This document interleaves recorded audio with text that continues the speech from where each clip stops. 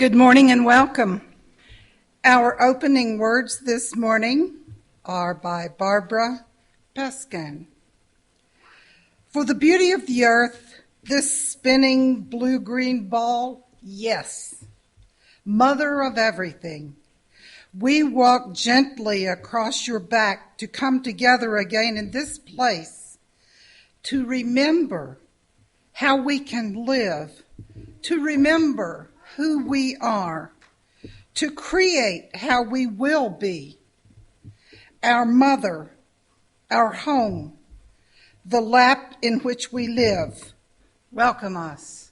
As you know, she's been working on her master's degree this spring and has really been tied up, and she tells me that she is through basically. So it is so wonderful. And what a better way for us to celebrate with her than to have her speak this morning. And as many of you know, Beverly is the former minister of the Methodist Church at Emory, and we're just delighted to have her. Beverly.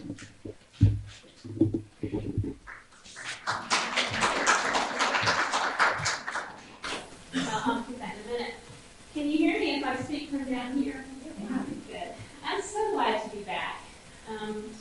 In December or even before December when Wave and others asked me about when I might like to speak in the spring, it was a really hard decision not to want to continue to come or speak on a monthly basis because I so enjoy not only being in this place, but I just love to speak and talk, and I'm such a social butterfly. And in fact, when we came in, my boyfriend sat down, and I just was flitting around the room, and I mean, that's just who I am, and it's so good to be here and to be back. And I will tell you that tomorrow night, around 9:30, if you open a window and listen very closely, you will hear a great hurrah. And that hurrah will be coming from the Southwest Virginia Higher Ed Center, from the MSW cohort, because it is our last class.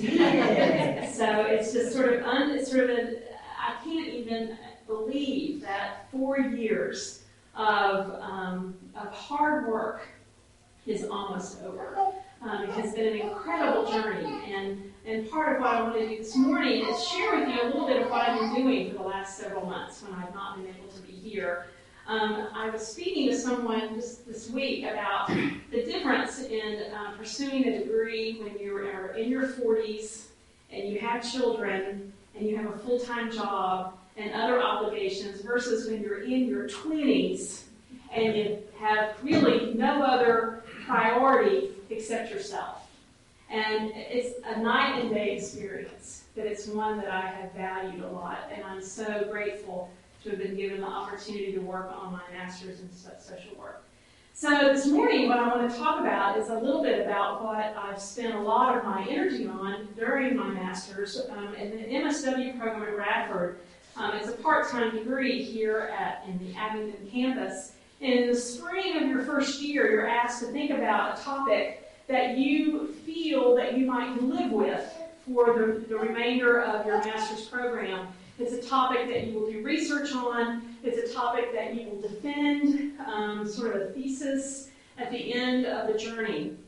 And that was we had several weeks to think about that. And of course, people did change their minds during midpoint when they got to the research part and realized that maybe their topic didn't have a lot to lend itself to research. But the professors kept saying, if you choose something and stick with it, the journey will be a lot more beneficial and perhaps more enjoyable for you than trying to change your mind every several months. So I really took that seriously, and in the spring of 2006, which was when I had to really make this decision, I really sort of sat back and asked myself what were some issues or topics that connected with social work, because I had never worked in social work, although my profession as a pastor lent itself to doing social work kinds of things.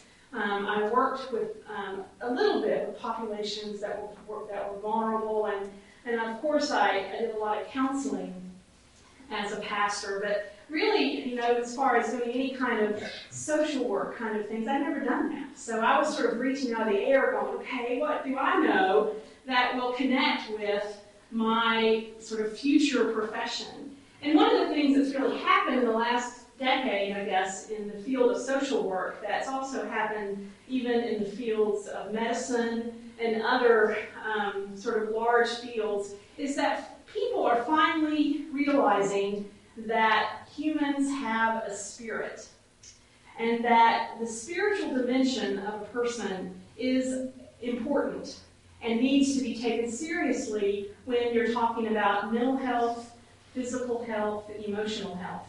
And so if you go to a hospital these days, then there's most likely going to be a chaplain or someone from a field that deals with the spiritual side of a person on the treatment team. Because it's been proven over and over again, and our Eastern brothers and sisters who come from Eastern faith traditions have known all along that you cannot separate the body from the spirit, regardless of what you believe. I mean, it's not about what you believe, what your religious beliefs are. It's about that part of us that transcends our physical body. And so even in the field of social work, the powers that be, about a decade ago, began to realize that social workers needed to not only attend to the mental and emotional needs of their families, of their clients, but also perhaps to attend to some of the spiritual needs, and to realize that there was that spiritual connection. And that if someone was starving spiritually or hurting spiritually, that was impacting how they felt emotionally, how they felt spiritually, physically, and how they felt mentally. So in social work-ese, it's the biopsychosocial, cultural, spiritual model of social work. Got that? So, they just wanted to make it all inclusive. So we hadn't really learned that because several weeks ago we had to defend our topics, and you had to at least say that one time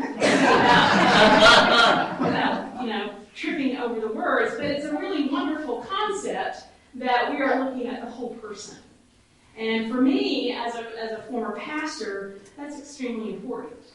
Because even though my spiritual journey has really shifted over the last 10 years, I still feel I have a profound belief that we all have a spiritual core.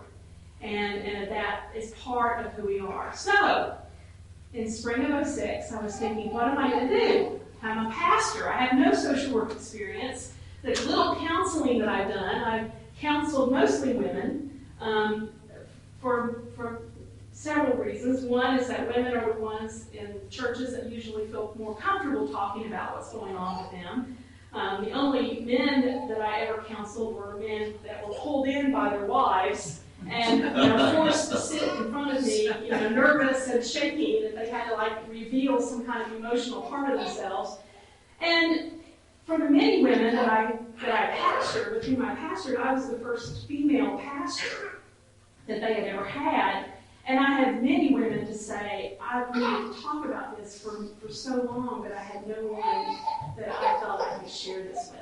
So it was such a joy and privilege for me to have women open up to me about some really deep wounds that they just had never felt that they could share with another pastor.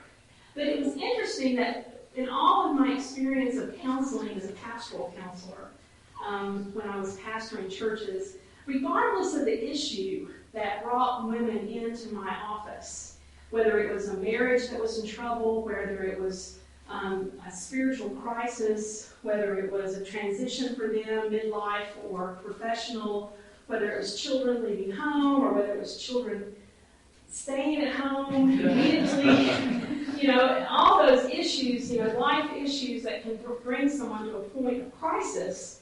It was interesting that because of the environment in which I was in, and I was labeled pastor, that 9 times out of 10, we would get around to the conversation of how these women saw themselves in relationship to a God they worshipped in the Judeo-Christian tradition, which is where, of course, I'm from. And 9 times out of 10, the way these women saw themselves was negatively in relationship to the image of God that they had, or that they had been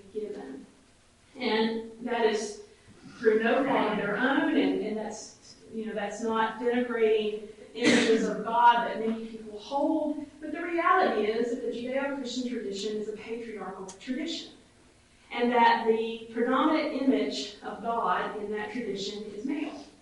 And that doesn't mean that women cannot have an affirming relationship with that God. But what it does mean is that sometimes it's a challenge, especially if you've been brought up in a tradition that sets women apart as being less than because they do not image the holy.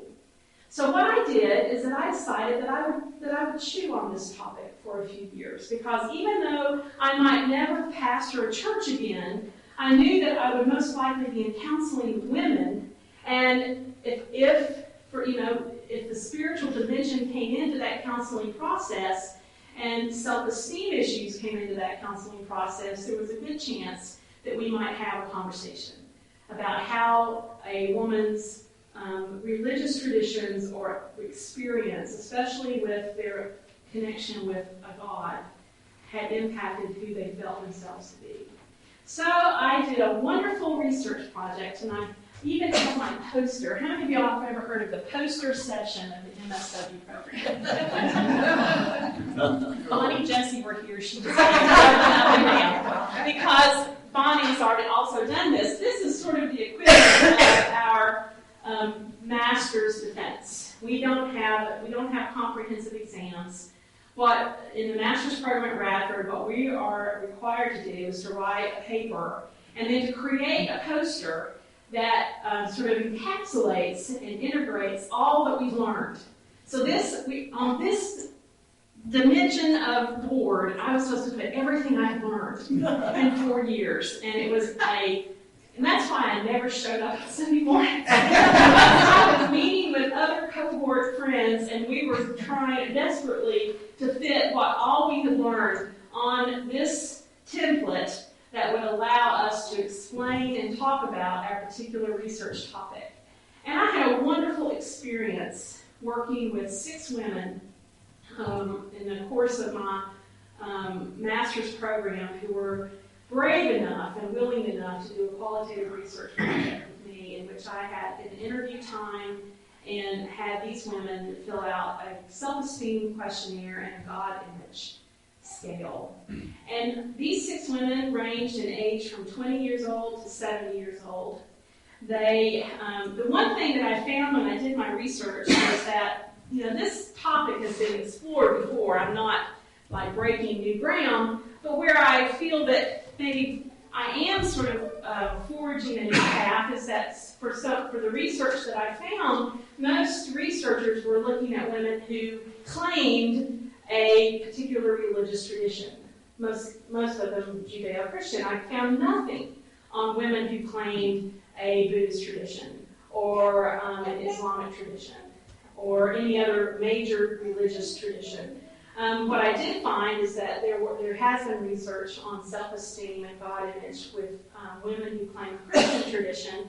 One woman did a study of seminary students, women seminary students who were planning to go into a vocation of Christian education or pastoring.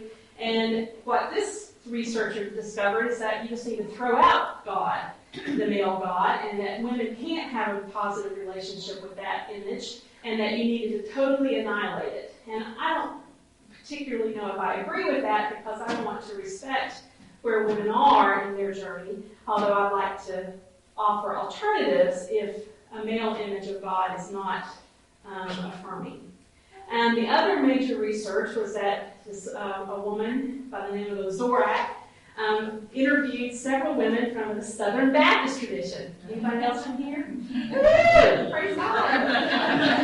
Yeah, that's my tradition. And so Zorak interviewed these women and these women were very happy in their church. And so that was, this woman, the researcher wanted to know, how are you happy in a church that has publicly stated, one, that if you're married, that you are to be submissive to your husbands, and two, that women are not to be ordained in the Southern Baptist tradition because, the Bible says so. And so these women said that it didn't matter really what was spoken from the pulpit, which, it makes me feel really great. But it's about the relationships that these women developed within their congregation. But what kept them there was not so much what was told to them from on high that they had to believe, but it was the relationships that they made, which really sits well with me because in my experience, especially with women and with some men, I'm not going to exclude the men who are here, women are very relational people. And that's, we can talk about whether that's nature or nurture. I know I was nurtured to be a relational person. My mother was a wonderful teacher about how I was supposed to make it, to sort of connect with everyone in my family, and I was to be the peacemaker, and I was to make it all okay. And any bumps in the road, I was to make them all go away. And that, and that relational, that was the most important thing. So I never found research that looked at women who claimed no religious affiliation or no direct belief in God. And I thought, well, it would be great if I could talk to women who claim no belief in God, and whether they sensed that there was a connection between their self-esteem and the God image that has been sort of laid out in our culture. And it was a wonderful experience. And what I found is this, that there is a connection between a woman's self-esteem, at least with these 6 women living in Southwest Virginia, all with a college education, or one of them was still in college, that there was a connection between how a woman felt about herself and the image that she had of God, even if she didn't claim a belief in that image. And that's what's interesting, is that we live in a country, at least that has historically been promoted as being a Christian nation. We still have one nation under God, and for those, for most people, that is the Judeo-Christian God. And so we have this tradition, this sort of, even if you don't go to church, even if you weren't raised in the church, there's this underlying culture that we live in that has these images, it has this understanding of what God is. Unfortunately, for me as a pastor, I began to realize that many of those images are very negative of what church is and of what people learn in church and how they live out there. And for good reason. We have many people who claim a faith and who don't live that, what they claim. So I felt it to be really wonderful that I had this wonderful experience with these 6 women, and that they, in their interviews with me, were able to share with me the way that their images of God had changed over their lifetime, and how each of them had come to a place in their lives where, whether they believed in God or not, they had peace and felt good about themselves, regardless of what image of God they had had in their childhood or what image of God was sort of laid out as a cultural norm. And I'm going to continue the research. I didn't have any women of color in my research, which I would love to have had. Most of the women that I interviewed were middle class, and I think that socioeconomics, I would love to see if there's a difference. I do know that as a social worker, it's really interesting. I never go into a home and say, oh, by the way, I used to be a pastor. That's ethically not prudent. But it's interesting how even as a social worker, and I don't know whether it's my personality or that some of these families are just dying to have someone to listen to them, I have had spiritual conversations with families who are struggling for their next meal or their next light bill, or who's one of the parents has just lost a job, and the question I hear most often is, why is God doing this to me? And so, not that I'm just a listening ear and try to, and my sort of social work hat sort of flips over a little bit, because I'm always going to be a pastor. That's a calling, that's part of who I am. And so that pastor hat comes up just a little bit, and I try to at least help them articulate what they mean by that. And it's interesting how people connect that in their culture. So I just wanted to share with you, and I'm not going to read this because you would die.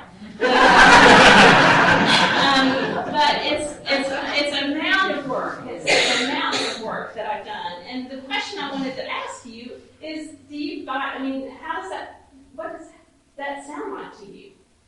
that women in our culture, and men too, I mean, I focus on women because I am a woman. And that has been my experience, that the women, the conversations, I've not had that many conversations with men. And how, but I can imagine when I was in seminary especially, I had some really wonderful male friends who were in seminary, and we talked about how, and I know if you've done any gender studies, that the way that the male is sort of promoted in our society is also so unhealthy for our men. So it's not just a female issue, it's also a male issue. And I just wasn't able to interview. I just chose not to. I had to really sort of limit my study. But I really feel that there's something about that. And if, as social workers, and even those who are working in churches, we take seriously that the spiritual component of a person is at the core of who we are, or at least as important as our mental, emotional, physical health. Then we need to grapple with the way our culture has sort of promulgated these ideas about who God is, or about what is accepted, and especially as women, for whom there is real no positive God image that is sort of culturally accepted. When I say the word goddess in this culture in Southwest Virginia, they just look at you like you're a witch, or you talk about it. Groups of women. I mean, I know there's a wonderful group that meets here that I'm going to get started back into, but the word pagan is a scary term because it's very unfamiliar, and it's the unknown. And so what do y'all think? I'd love some feedback on that, because I'd love to know what your all's thoughts are.